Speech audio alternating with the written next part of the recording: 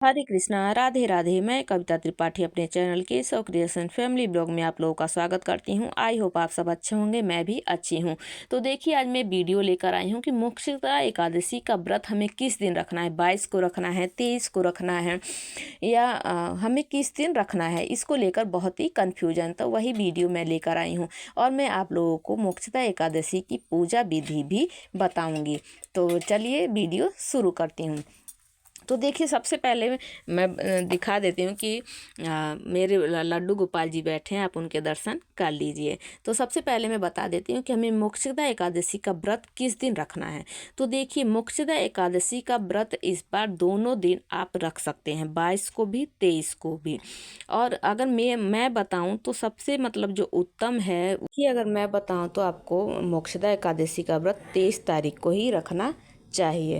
हमें दशमी युक्त एकादशी नहीं रख करनी चाहिए, हमें द्वादशी युक्त एकादशी करना चाहिए, जो कि हमें 23 तारीख को मिल रही है। दोनों दिन भी रख सकते हैं। देखिए, 22 तारीख को ही सुबह 8:16 से लेकर मतलब जो शुरुआत हो जा रही है वो सुबह 8:16 से हो रही है। लेकिन इसका हमें सूर्योदय मतलब सूर्य उदय नहीं मिल रहा है। तो कई लोग इसका व्रत 23 तारीख को भी रखेंगे, कई लोग 22 तारीख को भी रखेंगे। वो देख लीजिए आपके मतलब घर पर कैसे, मतलब जो भी आपके बड़े बुजुर्ग हैं वो जैसा कहते हैं वैसा ही आपको करना चाहिए। और जो इसकी समाप्ति जो हो रही है वो 23 दिसंबर को सुबह 7:11 पर हो जा रही है। तो आप मतलब देख लीजिएगा कि आपको मतलब 22 को रखनी है, 23 को। अगर मैं बताऊं तो आपको 23 तारीख को द्वादशी युक्त एकादशी रखनी चाहिए। कारण टाइम भी आप लोगों को बता देती हूँ। अगर आप 22 तारीख को व्रत रख रहे हैं मोक्षदा एकादशी का, तो उसका पारण का जो टाइम है वो 23 दिसंबर 1:23 से लेकर 3:25 तक रहेगा। यानी दोपहर में आपको व्रत का पारण करना चाहिए अगर आप 22 तारीख को रख रहे हैं। अगर आप 23 तारीख को व्रत रख रहे हैं तो आपको उसका जो पारण का टाइम है वो बता देती हूँ मैं। वो है सुबह 24 तारीख की सुबह 7:11 से लेकर 9:15 के बीच में आप पारण कर सकते हैं, क्योंकि एकादशी व्रत में पारण का विशेष महत्व होता है। अगर आप पारण सही टाइम पर करते हैं तो आपको तभी एकादशी के व्रत का पूर्ण फल मिलता है। तो ये आपको कन्फ्यूजन दूर हो गई होगी। अगर नहीं हुई होगी तो आप जो भी आपका सवाल हो आप कमेंट में ज़रूर पूछ सकते हैं। तो अब मैं बता देती हूँ कि पूजा विधि। तो देखिए, सबसे पहले मैंने अपने ठाकुर जी को पंचामृत से स्नान कराना चाहिए। मोक्ष मतलब एकादशी के दिन, विशेष पूर्णिमा के दिन, एकादशी के दिन, बृहस्पतिवार को, ये मतलब जो विशेष तिथियां हैं उन पर आपको पंचामृत से, या अगर पंचामृत ना हो पाए तो कच्चे दूध से आप स्नान करा सकते हैं अपने ठाकुर जी को। अगर आपके पास विष्णु भगवान जी हैं, शालिग्राम जी हैं, तो उनकी आपको विशेष रूप से उस दिन पूजा करनी चाहिए। उसके बाद देखिए, मैंने अपने ठाकुर जी को स्नान करा के बैठाया हुआ था। उसके बाद मैं अपने मतलब ठाकुर जी का श्रृंगार करूँगी। तो आप उस दिन अगर हो सके तो आपको पीले वस्त्र ही पहनाने चाहिए अपने लड्डू गोपाल। अगर आपके घर में लड्डू गोपाल जी हैं, अगर प्रतिमा है तो उनको भी आप वस्त्र जरूर पहनाइए एकादशी के दिन, पीले रंग की। उसके बाद आपको उनको मतलब जो भी श्रृंगार है, माला पहनाना, तो ये सब आप श्रृंगार कीजिए। तो मैंने अपने ठाकुर जी को माला पहना दी है। तुलसी माला आपको ज़रूर से ज़रूर पहनानी चाहिए एकादशी के दिन, आपको अपने लड्डू गोपाल जी को, ठाकुर जी को। उसके बाद ये मैंने मतलब माला पहना दी है। उसके बाद इनका मतलब श्रृंगार कर दूँगी। श्रृंगार करने के बाद देखिए, सबसे पहले जो भी हम पूजा करते हैं, मतलब जो कोई भी आप पूजा करते हैं, तो उसके लिए आपको मतलब अगर आप मंदिर में कर रहे हैं तो मंदिर में कीजिए, नहीं तो अलग से अगर पाटा लगाते हैं तो पाटा भी लगा सकते हैं। लेकिन मैंने ये पूजा अपने मंदिर में ही कर रख के दिखा रही हूँ आप लोगों को।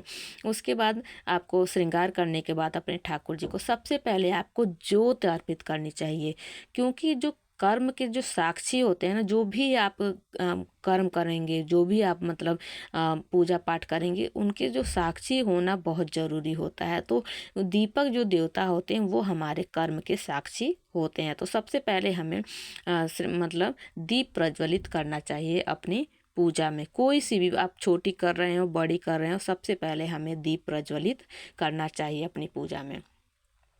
तो सबसे पहले हम दीप प्रज्वलित कर लूँगी। देखिए, तो चलिए दीप प्रज्वलित कर लेती हूँ। तो दीपक देखिए, आप तेल का, घी का, मतलब दोनों में से कोई सा। देखिए, सरसों का तेल का आपको एकादशी के दिन उपयोग नहीं करना चाहिए, और ना ही आपको मतलब पारण के टाइम पे सरसों के तेल का उपयोग किया जाता है। ये भी मैं मतलब थोड़ा सा बता देती हूँ आप लोगों को, क्योंकि आप मतलब घी, और देखिए कई लोग जो होते हैं मतलब वो पारण के टाइम ही चावल खा लेते हैं, जो कि नहीं खाना चाहिए।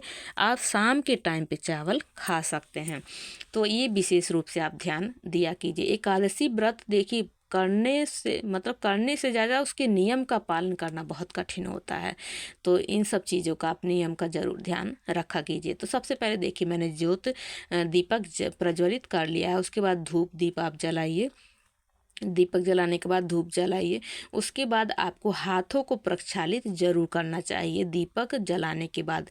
किसी भी पूजा में, अगर आप डेली की भी पूजा कर रहे हैं ना, तो आपको दीपक जलाने के बाद हाथों को प्रक्षालित जरूर करना चाहिए। तो ये मैंने जोत जला दिया, उसके बाद हाथों को प्रक्षालित कर लूँगी। करके भी मतलब मैं दिखा दे रही हूँ आप लोगों को।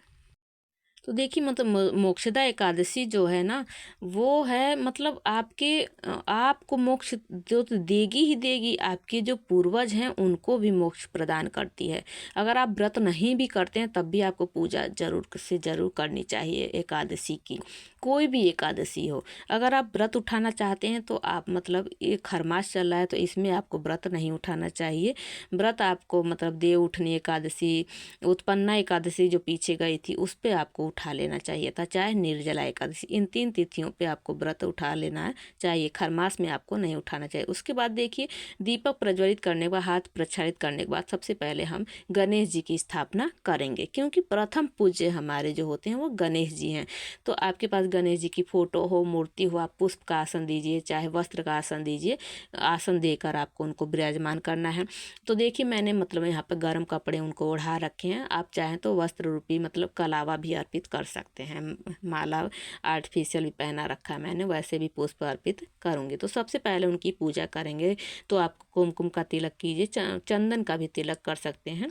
दोनों का तिलक गणेश जी को हमें मतलब करना चाहिए, कर लेते हैं। उसके बाद हम अक्षत अर्पित करेंगे, लेकिन अक्षत आपको विष्णु भगवान को नहीं अर्पित करना है एकादशी के दिन।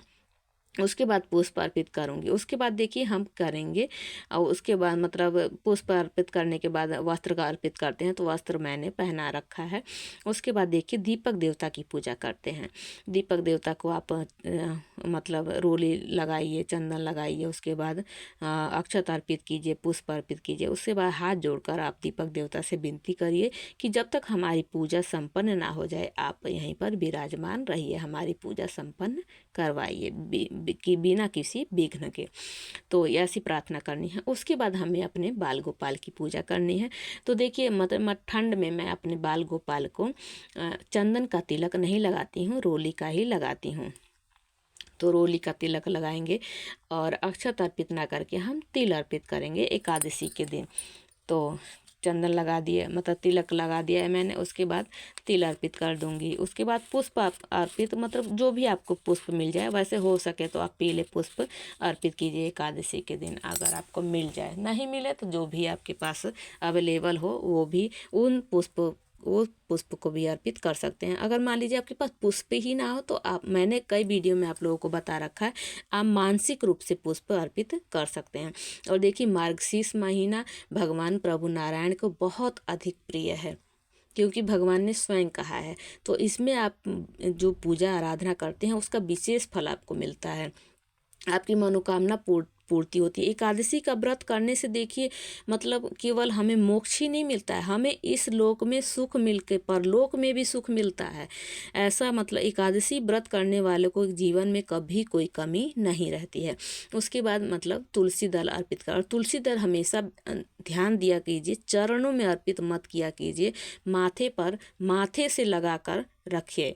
अपने मतलब तुलसी जी को, प्रभु नारायण के, तो माथे पर अर्पित कर दिया है मैंने। उसके बाद देखिए भोग गौ माता के भी मैंने यही मतलब अब पूजा में बैठा रखा है अपने बाल गोपाल के पास। उसके बाद आप भोग में देखिए एकादशी के दिन आपको अन्न का भोग नहीं लगाना चाहिए अपने लड्डू गोपाल को। तो यहाँ पे मैंने घी का भोग लगाया है, ड्राई फ्रूट का भोग लगाया है, और मौसमी फल मतलब जो भी आपके मिल जाए, जो भी मौसमी फल आता हो, केला, अमरूद, सेब, जो भी आपको मिल जाए वो लगा दीजिए। यहाँ पर मैं केले का और संतरे का भोग लगा रही हूँ। आपको जो भी मिल जाए वो आप भोग लगा सकते हैं। उसके बाद मतलब दूध का और 1 लोटा पानी चाहे गिलास में आपको ज़रूर रखना है, और सब में तुलसी दल आपको ज़रूर से ज़रूर डालना चाहिए। और देखिए जब भी आप मतलब एकादशी की व्रत कथा सुनेंगे ना, मोक्षदा एकादशी की, तब आपको ज्ञात होगा कि इस एकादशी का हमें व्रत अवश्य करना चाहिए, क्योंकि ये हमें मतलब इस जो हमें मोक्ष तो देगी ही देगी, लेकिन जो हमारे पितृ किसी भी कारणवश अगर हम उनके मुक्ति नहीं मिल पाई है तो उनको भी मुक्ति दिलाती है इस व्रत को करने से। तो आप अवश्य इसे अवश्य धारण कीजिएगा। तो ये मैंने मतलब भोग अर्पित कर दिया है सब कुछ। उसके बाद आपको भोग अर्पित करने के बाद आपको उस दिन देखिए 22 तारीख को गीता जयंती भी मनाई जाती है। तो गीता जयंती इसलिए मनाई जाती है क्योंकि उसी दिन कृष्ण भगवान ने अर्जुन को गीता का संदेश दिया था। तो इसीलिए गीता जयंती 22 तारीख को ही मनाई जाएगी। तो उस दिन आप गीता के मतलब छोटी छोटी पुस्तक आती हैं उनका मतलब दान कर सकते हैं। उस दिन आपको गीता का पाठ करना चाहिए, गीता का दान करना चाहिए, क्योंकि उस दिन गीता का जो पाठ आप करते हैं तो आपको कई गुना फल प्राप्त होता है। तो उस दिन आप ज़रूर से ज़रूर गीता का पाठ अवश्य कीजिएगा। और उसके बाद पूजा मेरी मतलब ये मैंने पूजा वूजा कर दी है। उसके बाद ये देखिए मैंने आपको पुस्तक भी दिखा दी। ऐसी छोटी छोटी पुस्तक आती हैं, तो आप उस दिन गीता का, विष्णु सहस्त्र नाम का और नारायण कवच का पाठ कर सकते हैं। गीता का मतलब पाठ सर्वोत्तम रहेगा। गीता का पाठ आपको जरूर करना चाहिए 22 तारीख को। अगर आप 22 तारीख को व्रत नहीं रख रहे हैं, 23 को रख रहे हैं, तब भी आपको 22 तारीख को गीता का पाठ अवश्य करना चाहिए। उसके बाद मतलब पुष्प का आसन देकर गीता की पुस्तक को भी आपको अपने पूजा में रखना है। उसके बाद एकादशी अगर आपकी व्रत कथा की पुस्तक है तो उसको भी आसन देना है, उनको भी गीता की पुस्तक और एकादशी व्रत कथा की भी पुस्तक को तिलक करना है, और तिल अर्पित करना है, पुष्प अर्पित करना है, धूप दीप दिखाना है।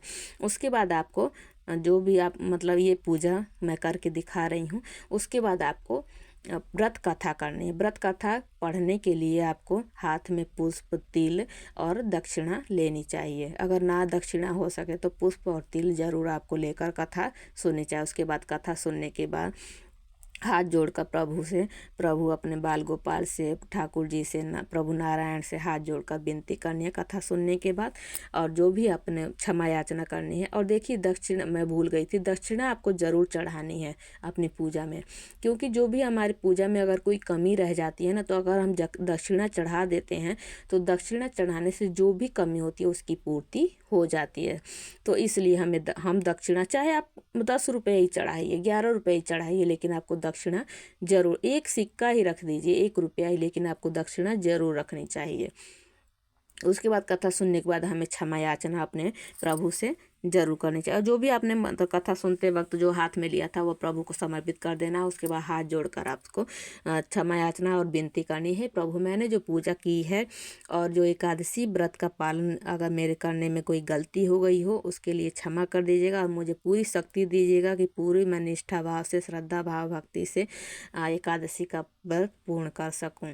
और क्षमा याचना जरूर कीजिएगा कि मेरे पूजा में जो भी गलती हो गई हो प्रभु नारायण, उसके लिए मुझे क्षमा कर दीजिए, क्योंकि हम अधम हैं प्रभु, और आप हैं क्षमा करने वाले। अगर हम पापी हैं तो आप क्षमा करने वाले हैं। मैं तो केवल इतना जानती हूँ प्रभु, क्योंकि अगर आप मतलब संसार में अगर एक पत्ता भी हिल रहा है तो वो आपकी वजह से, आप हैं उसके। तो अगर हमसे कोई पाप हो भी रहा है तो उसको आपको ही सुधारना है, आपको ही करना है। मैं केवल इतना जानती हूँ, आपको बस ये ऐसी आपको विनती प्रार्थना करनी है। उसके बाद तो ये थी मतलब मेरे द्वारा सुनाई मतलब पूजा विधि, मोक्षदा एकादशी की पूजा विधि कैसी लगी कमेंट में ज़रूर बताइएगा। कमेंट में ओम नमो भगवते वासुदेवाय ज़रूर लिखिएगा। और प्लीज़ मेरे चैनल को लाइक शेयर एंड सब्सक्राइब कर दीजिएगा। मिलती हूँ नेक्स्ट वीडियो में। हरे कृष्णा, राधे राधे।